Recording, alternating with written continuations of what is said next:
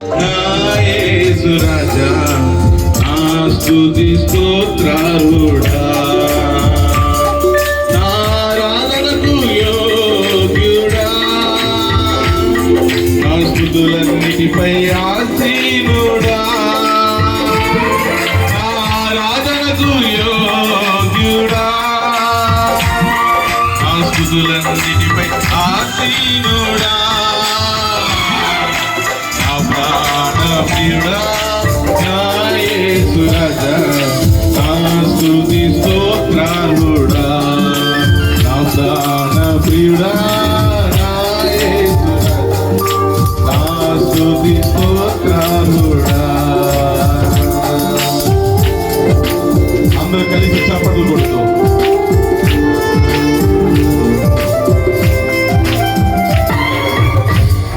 అగ్నిగుండమును ఆహ్లాదకరముగా మార్చితివే నీవు మా గొప్ప దేవా.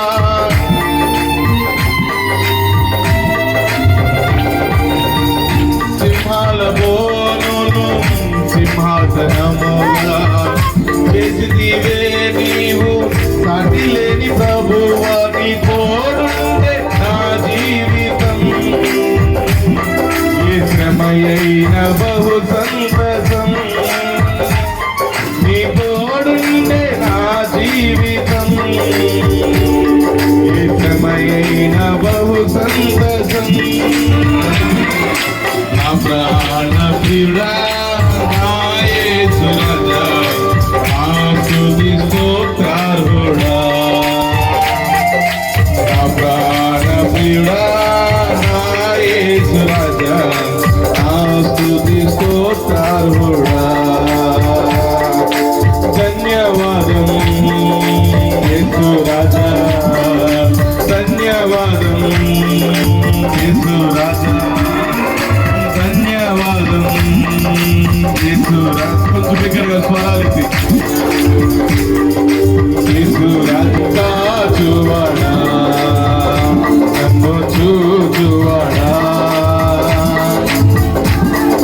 కొంచెం దగ్గరగా స్వరాలెత్తి పరిశోధించి తెలుసుకున్నావు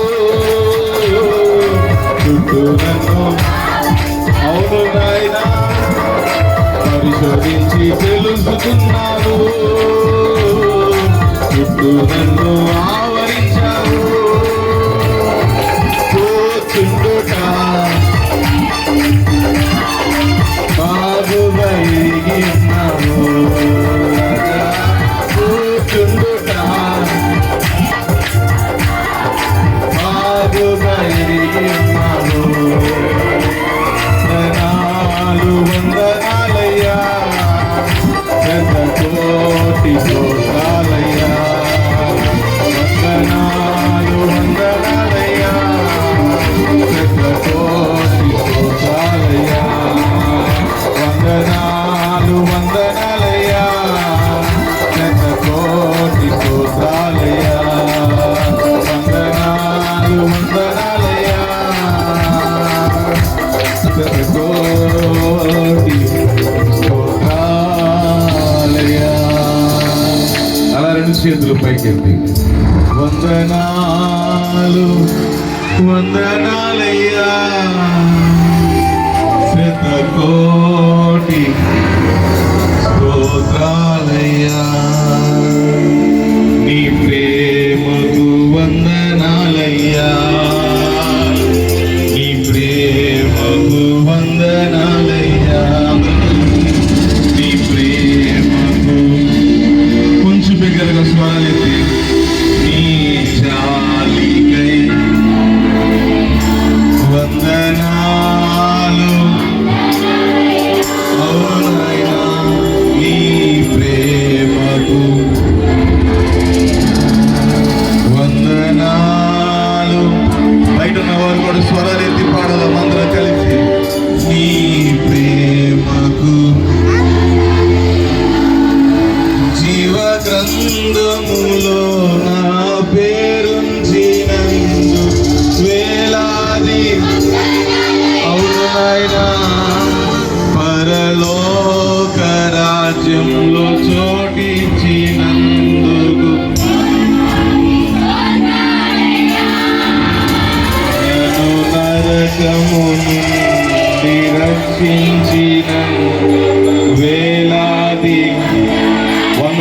నాయనా నీ జాలి నాపై చూపించినందుకు.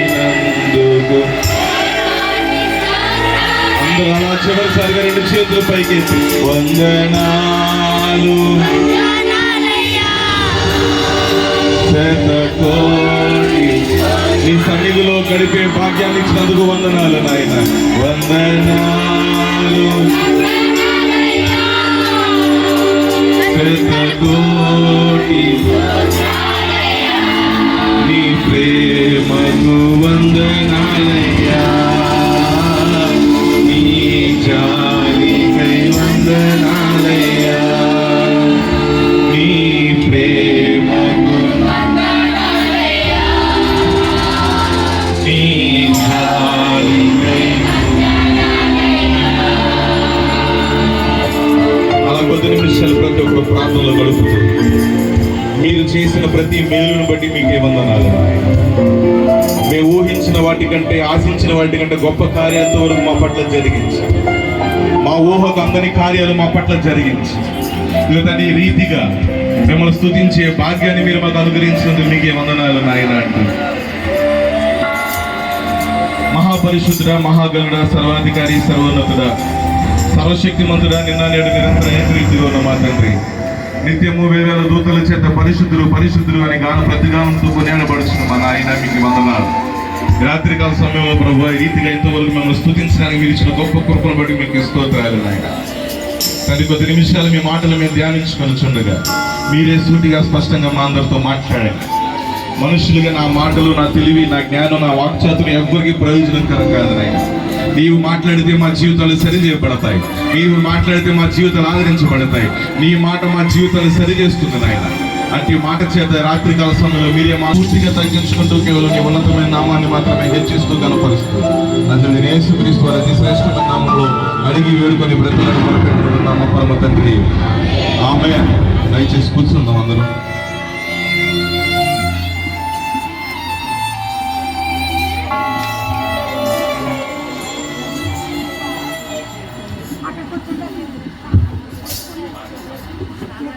నామానికి మహిమ కలుగును గాక.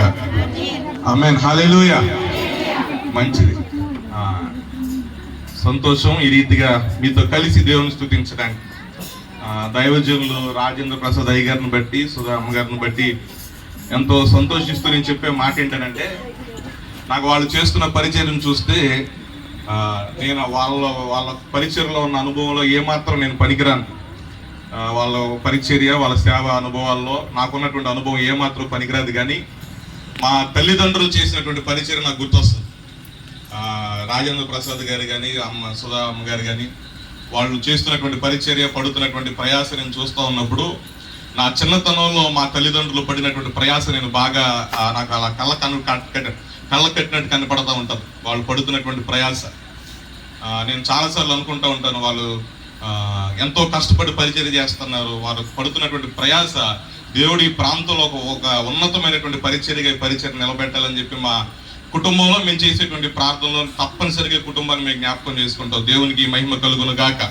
మరి ఈ రీతిగా మరి వారి మధ్యలో నిలవబడి మరి ఇక్కడ ఉన్నటువంటి దైవజనులు రాజశేఖర్ గారు అయినా మిగతా ఇక్కడ ఉన్నటువంటి దైవజనులు వాళ్ళ అనుభవం ముందు కూడా నేను ఏమాత్రం పనికిరాను. కానీ దేవుడు నాకు ఇచ్చినటువంటి ఆధిక్యతను బట్టి, ధన్యతను బట్టి దేవుని స్తుతిస్తూ కొద్ది నిమిషాలు దేవుని మాటలు మనం విందాం.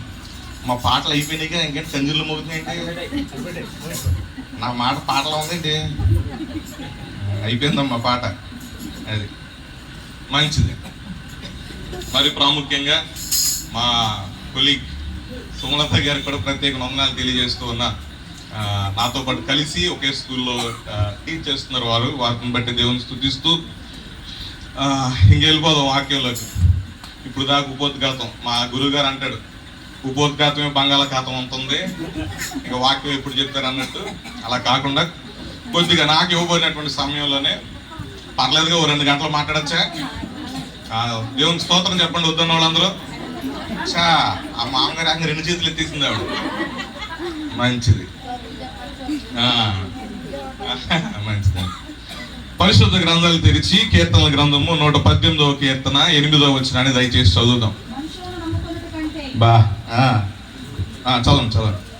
మనుషులను నమ్ముకున్నట్టు కంటే యెహోవాను ఆశ్రయించుట మేలు,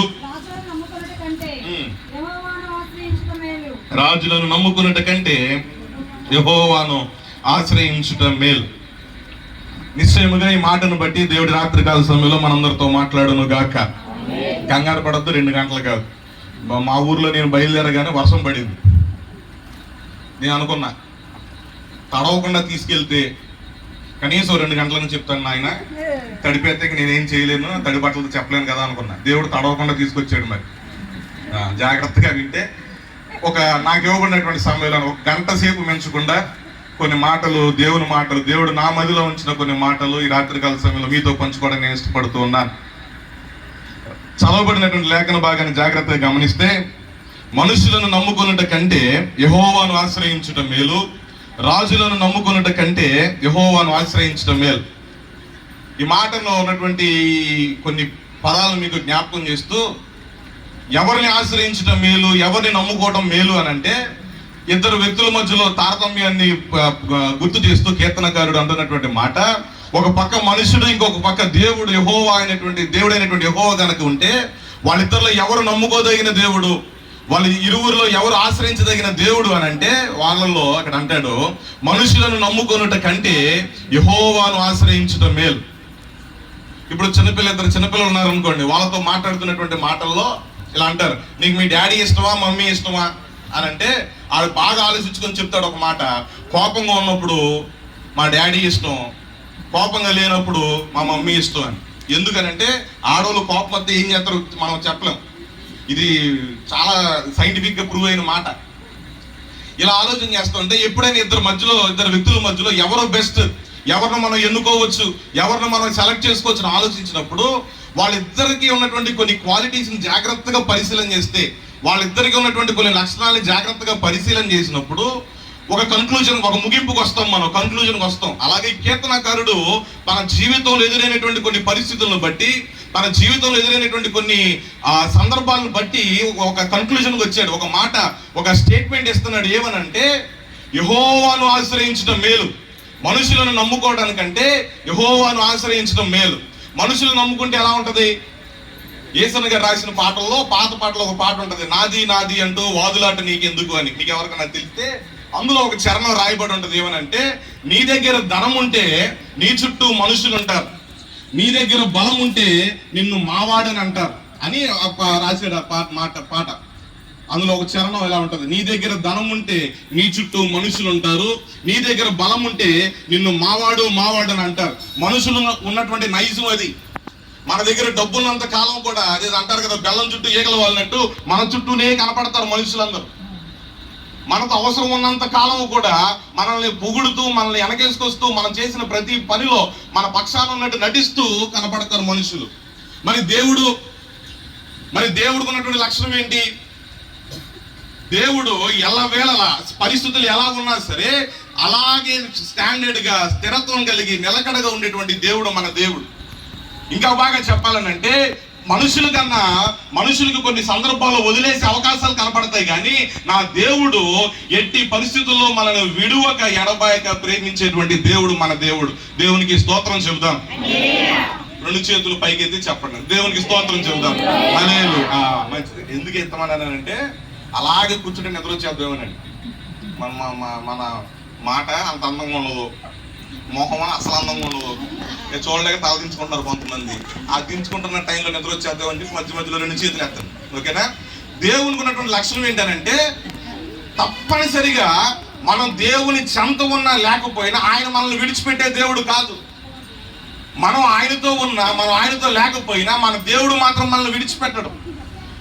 ఒక్కసారి ఆలోచించండి, మనం మారు మనసు పొంది దేవుణ్ణి ఎరిగి బాప్తిసం తీసుకొని దేవుని దగ్గరకు వచ్చిన మొదలుకొని ఇప్పటి వరకు ఎన్నిసార్లు దేవునికి దూరం అయిపోలా, ఎన్నిసార్లు మన క్రియల వల్ల దేవునికి విరోధంగా మనం ప్రవర్తించలా, ఎన్నిసార్లు మన మాటల వల్ల దేవుని దూషించలా, ఎన్నిసార్లు మన ప్రవర్తన వల్ల దేవునికి విరోధమైనటువంటి మనుషులుగా మనం మిగిలిపోలా.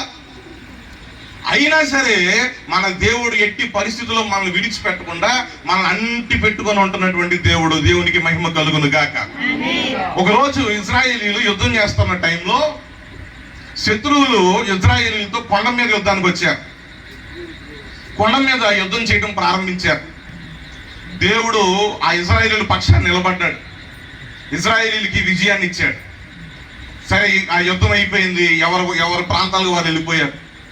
శత్రువులు అనుకుంటున్నారంట, అరే మనం కొండ మీద యుద్ధం చేశాం కదా, వాళ్ళ దేవుడు కొండ మీద ఉండే దేవుడేమో, వాళ్ళ దేవుడు కొండ మీద ఉండి వాళ్ళని గెలిపిస్తాడేమో, ఈసారి మన యుద్ధం ఒక లోయలో చేద్దాం అని శత్రువులైనటువంటి సిరియన్లు అనుకున్నారు. అనుకొని రెండోసారి మళ్ళీ యుద్ధానికి బయలుదేరారు. ఇప్పుడు ఎక్కడ చేస్తున్నారు యుద్ధం చెప్పాలి. నేను స్కూల్లో టీచర్ అనమాట. వాళ్ళు చెప్పేదా ఊరుకునే కాదు పిల్లల్ని, ఆమెను అడగండి. ఇప్పుడు మీరు పిల్లలు కాదు, అలా మిమ్మల్ని అనలేను కాబట్టి కొంచెం స్పందించండి. నేను మళ్ళీ రెండోసారి అలా కూడా ఆయన దేవుడే, దేవునికి స్తోత్రం చెబుదాం. ఏంటి కొండలేంటి, లోయలేంటి? జాగ్రత్త, నా మాటలు వినండి. పరిశుద్ధ గ్రంథంలో అనేక మార్లు ఈ కొండలు కొండలు కొండలు పర్వతాలు అని రాయబడుతున్న కొన్ని సందర్భాలు మనం గమనిస్తే, ఈ కొండలు దేనికి సాదృశ్యంగా కనపడుతున్నాయి? కొండలంటే ఏంటి? కొండల దేవుడు, లోయల దేవుడు ఏంటి? కొండలకు దేవుడు, లోయలకు దేవుడు ఉంటాడా? కొండలకి, లోయలకి, చెట్లకి, పుట్టలకి, మనుషులకి ఒక్కొక్క దేవుడు ఉంటే ఇక మనం ఆరాధించే దేవుడు ఎందుకు? ఇక్కడ దేవుడు అంటున్నాడు, యెహోవా దేవుడు కొండలకు మాత్రమే దేవుడు కాదు, కానీ ఆయన లోయలకు కూడా దేవుడే అని అంటున్నాడు. ఏంటి కొండలేంటి? 121వ కీర్తన ఒకసారి తీయండి. 121వ కీర్తనలో మొదటి వచనం చదివితే అంటే